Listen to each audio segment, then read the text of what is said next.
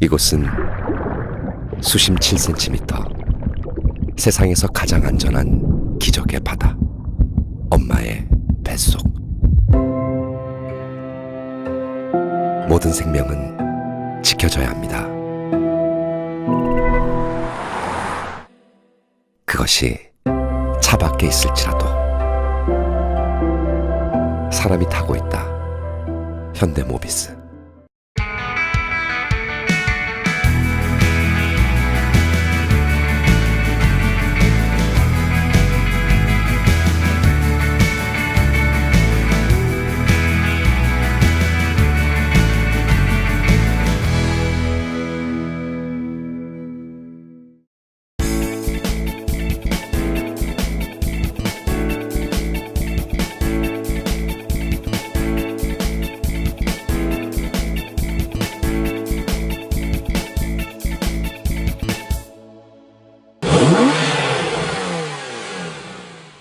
최고의 연비왕을 가리는 아시아경제 연비왕 대회가 올해로 10회째를 맞았습니다. 그동안 이 대회를 통해 에코드라이브의 중요성이 많이 알려졌는데요.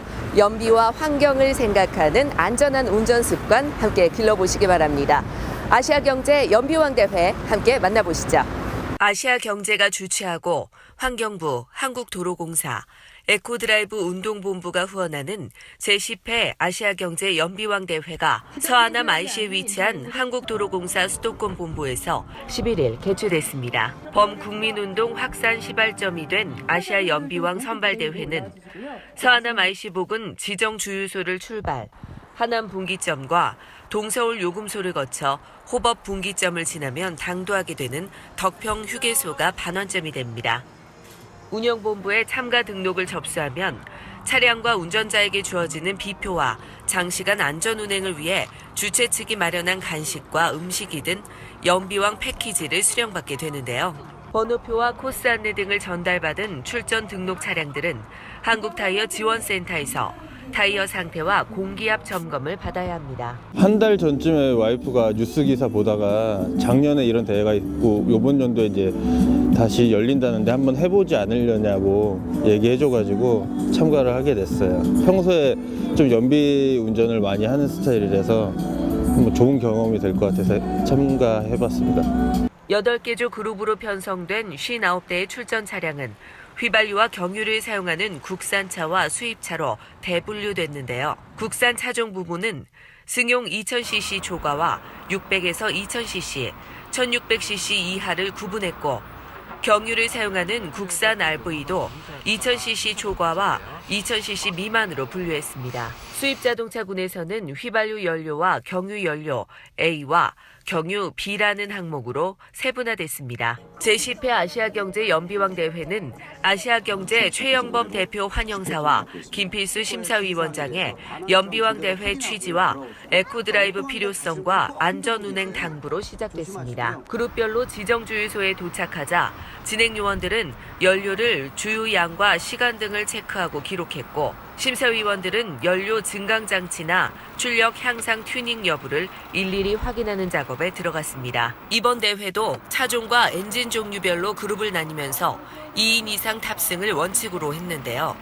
8개 조로 편성돼 서로 자웅을 겨루게 되는 2017 아시아경제 연비왕 대회는 어린아이들과 함께하는 가족 출전을 비롯 연인과 친구팀도 있었지만 참여에 만족하는 나홀로 출전 차량들도 있었습니다.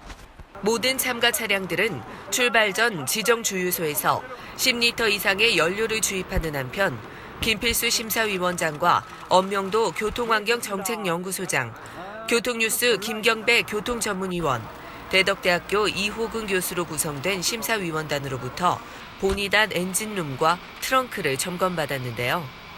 사용 연료량이 연비왕 선발 기준인 만큼 자동 건주입이 풀리는 재주입을 3회 반복한 다음 진행 요원들이 주유구 봉인과 주유량을 적었습니다. 106km 운행을 위해 주유하는 참가자를 만나봤습니다. 지금 한 세네 번째 참가하고 있어요. 좀 길이 막혀서 좀 걱정을 많이 했는데요. 그래도 이제 안 막히는 부분에서 좀 많이 만회를 하고 근데 막히는 부분에서도 최대한 연비 운전해가지고 막히는 부분에서도 그렇게 막 나쁘게 나오진 않았던 것 같아요. 네, 아시아 경제는 처음 출전했고요. 그 환경부에서 주최하는 친환경 연비왕 대회는 한 5번 정도 출전한 것 같습니다. 1등 한 5번 정도 하고 한 3등 한 번 한 적 같습니다. 처음에 연비왕 대회 참석하기 전에는 그냥 속도도 많이 내고 급출발 급가속 자주 했었는데 이번에 연비왕 대회에 참석하면서부터 이렇게 운전 습관을 바꾸게 됐습니다. 제가 실수도 한 거 있고 그래서 일단 성적 나온 거에 만족하려고 합니다. 이번에는 한 2등 정도? 토요일 나들이 차량들이 겹치면서 서하남 IC 이후 고속도로 정체가 시작돼 참가자들은 다소 불안한 느낌을 받았다고 하는데요. 중부고속도로 동서울 요금소를 지날 때는 정체가 심해져 에코드라이브를 하기에는 도로 상황이 너무 안 좋았고 중부 1터널과 3터널 구간은 시속 30km 유지가 어려웠다고 합니다. 환경부 장관상과 부상 100만 원이 기다리고 있는 출발지를 향해 되돌아가는 경로는 신갈 분기점과 서울 요금소를 지나 판교 분기점과 성남 요금소를 거쳐 서하남 IC로 가는 역순 코스로 총 주행거리는 106km입니다. 따라서 이런 열악한 교통 환경에 도전한 10번째 아시아경제 연비왕은 최고의 에코드라이버라는 생각이 들 정도입니다. 90분 정도가 소요되는 이 구간 운행은 공인 연비 표시 대비 사용한 연료양을 대비해서 에코드라이브 실력 평가는 물론 106km를 운행한 연비로 환산되는 동시에 수상 자격 선정과 직결되는 기록과 평점이 됩니다. 그동안 풀투풀로 개량된 연료 사용량은 참가한 차량 출고 때 표시된 공인 연비와 대비해서 최대 향상 비율을 달성한 운전자를 연비왕으로 선발해왔습니다. 하지만 심사위원단은 복합 연비와 고속도로 연비 등으로 이원화된 표시 방식이 정확성을 떨어뜨릴 수 있다는 선제 의견을 제시했는데요. 이에 심사위원장인 대림대학교 김필수 교수는 구형 차량들도 비슷한 조건에서 심사를 받을 수 있도록 새로운 연비 기준을 마련해 다음 대회부터 적용하겠다고 밝혔습니다. 완주한 출전 차량들이 속속 도착되면서 사용 연료량을 측정하는 재주입이 시작됐는데요. 주요한 양과 시간을 확인받아서 운영본부에 영수증을 제출하는 마무리 수순입니다. 59대의 도착 접수가 끝나자 집계 기록들이 상황판에 실시간 나타났고 4인의 심사위원들은 검수에 들어갔습니다. 이 집계 발표는 가장 많이 손에 땀을 쥐게 하는 시간인데요. 그룹별 연비왕과 전체 연비왕이 가려지는 순간이기 때문입니다. 정해진 순위를 확인한 심사위원단에 의해 고대하던 시상식이 시작됐는데요. 각 부문별 우승은 2000cc 초과 국산 승용차를 운전한 이재호 씨와 1600에서 2000cc급 백운재 씨, 1600cc 이하 이재민 씨가 선정됐습니다. 국산 RV 경유 2000cc 초과는 서정수 씨와 2000cc 미만의 김형진 씨, 수입 휘발유차로 출전한 유완봉 씨와 수입차 경유 A 유승철 씨, 수입차 경유 B 백영덕 씨가 각각 차지했습니다. 10번째 아시아 연비왕을 거머쥔 에코드라이버는 엄종혁 씨입니다. 르노 삼성 SM6 1.6 TCE를 운전한 엄종혁 씨는 리터당 37.61km라는 연비를 기록했는데요. 기준 연비 대비 305.8% 연비 경신 실력을 인정받아 환경부 장관상과 상금 100만 원을 수상하는 영광을 안았습니다. 직접 소감을 들어봤습니다. 네, 비결이라고 하면 너무 많은 게 있는데 그중에 일부만 말씀을 드리는 게 좋을 것 같습니다. 전체 주행하는 시간이 만약 1시간이라면 제가 브레이크 페달과 악셀 페달을 밟지 않는 시간이 있을 텐데요. 그 시간을 가장 늘리는 게 관건이었습니다.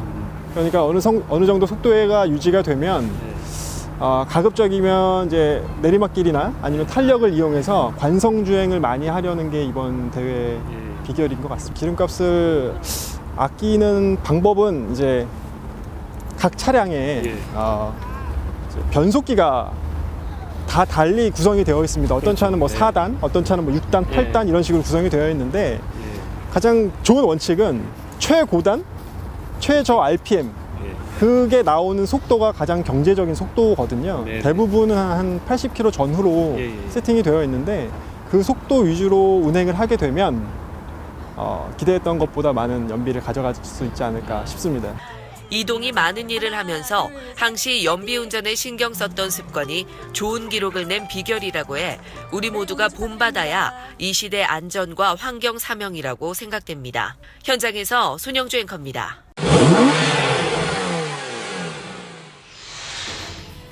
올해로 국내 판매 20주년을 맞는 볼보트럭 코리아가 신라호텔에서 미디어 간담회를 개최합니다. 이번 간담회를 통해 볼보트럭은 비전과 2018년도 계획을 공유한다고 하는데요. 특히 한국을 방문한 클라스 닐슨 볼보트럭 사장이 간담회를 직접 진행한다고 합니다. 자세한 내용 현장에서 알아보겠습니다. 간담회는 볼보그룹 코리아 트럭 부문 김영재 사장 환영사로 시작됐습니다. 김영재 사장은 올해 유난히 많은 대형 상용차 사고들이 발생돼 안타까움을 금할 수 없다고 했는데요. 이 같은 뉴스를 보면서 누구보다 큰 책임감을 느꼈고 볼보트럭이 더 적극적으로 나서야 할 때라는 것을 깨달았다고 밝혔습니다. 지금이 바로 볼보트럭의 비약적 기술 발전이 필요한 시기고 이는 기술 이상으로 중요한 안전 우선주의를 원칙으로 한다고 덧붙였습니다. 뜻깊은 자리에 참석해 주신 분들께 감사하다는 인사를 끝으로 준비했던 세계 최초의 자율주행 트럭 영상을 스크린에 펼쳤습니다. You're looking at the first truck in the world that could drive all by itself in these difficult conditions. It uses laser sensors to see, but we are already testing it in real operation. This will truly change the mining industry and the whole society. All industries will be influenced in the future. 클라스 닐슨 사장은 한국은 볼보트럭 판매에 아주 중요한 시장이라고 밝히며 발표를 시작했는데요. 앞선 영상에서 광산이라는 특정 환경 속에서도 볼보트럭의 자율주행화가 얼마나 안전하게 진행되고 있는지 확인할 수 있다면서 자부심을 드러냈습니다. 또한 볼보트럭의 자국 교통사고 사망자 수 0을 만들기 위한 비전 제로 프로젝트에 대해 안전과 친환경이라는 점을 강조했는데요. 앞으로 물류와 운송업계 패러다임도 자율주행과 전기동력 기반 전환이 필요하고 트럭과 같은 대형 상용차의 안전 강화와 친환경 창조는 바로 볼보트럭의 비전이라고 밝혔습니다. 운송산업의 향후 10년은 과거 30년보다 더 많은 발전을 맞게 될 것이라며 안전과 환경의 연결성, 자율주행, 전기동력은 미래 기술의 산실이라고 했습니다. 세 가지 기술을 통해 2030년에는 교통 혼잡이 거의 없어질 것이고 지능형 친환경 트럭으로 거듭날 것임을 확언했습니다. 미래 차량 통신 기술은 타 차량과의 충돌 위험을 주변의 모든 차량에 알릴 수 있어 트럭 무사고 비전을 실행할 수 있을 것이라고 밝혔습니다. The radar and the high-placed centered camera reads the traffic situation constantly, even in a curve. The head-up display is lit up when the vehicle in front of the truck is too close. If an unexpected situation emerges, the system kicks in.